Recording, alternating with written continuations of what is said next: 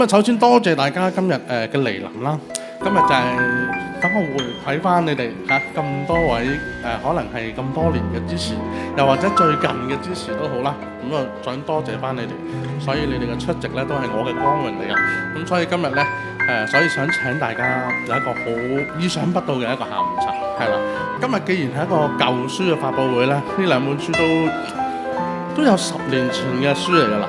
咁啊，而家都應該係冇得再買㗎啦。咁啊，我剩低嘅就唔多，咁所以係藉住今次咧，都想再俾一啲新相識嘅朋友，等佢哋可以再認識多啲以前嘅我啦，咁樣。咁所以就有呢一個嘅概念，咁亦都係藉此就希望想同大家見下面，聚下，唔好淨係喺個網絡上邊。我像那銀河星星，讓你默默愛過。喺呢個時候咧，要多謝你哋今晚嘅出席啦，咁同埋亦都多謝你哋認購嘅兩本書啦。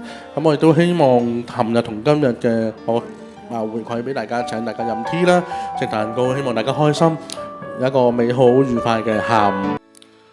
當你見到光明星星，請你想起我。當你見到星河燦爛，求你在心中記住我。